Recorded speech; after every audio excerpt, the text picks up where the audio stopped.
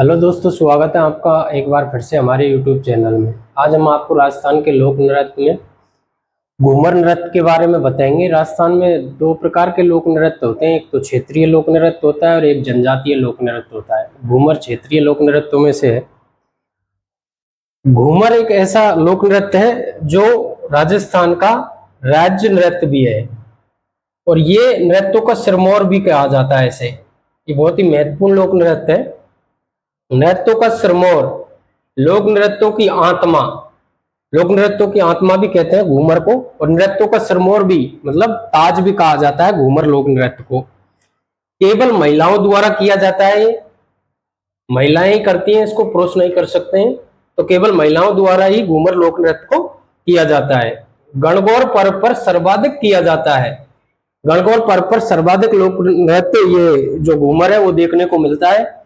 इसे रजवाड़ी नृत्य भी कहते हैं। क्योंकि रजवाड़ी लोक नृत्य क्यों कहते हैं? क्योंकि नृत्यों की शुद्धता राजाओं के टाइम पे ही देखने को मिलती थी, इसलिए इसे रजवाड़ी लोक नृत्य भी कहते हैं। नृत्य के दौरान 8 अंक का निर्माण होता है।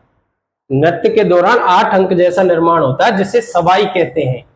जिसे सवाई कहते हैं, जैसे ऐसे ये एक घेरा इधर बढ़ जाएगा और हाथ पकड़ लेती है महिलाएं और फिर गोल गोल घूम के नचती हैं, वो घूमर लोक नृत्य कहलाता है। तो 8 अंक का निर्माण होता है। इसका विकास भील जनजाति ने किया। घूमर लोक नृत्य का विकास किसने किया? भील जनजाति ने किया।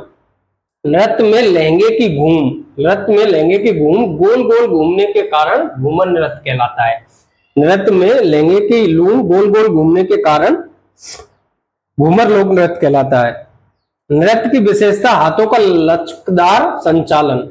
नृत्य की विशेषता है कि हाथों को लचकदार संचालन किया जाता है। वाद्य यंत्र, घूमर लोक नृत्य में कौन कौन से वाद्य यंत्रों का प्रयोग होता है? ढोलक, नगाड़ा, मजीरा, शहनाई।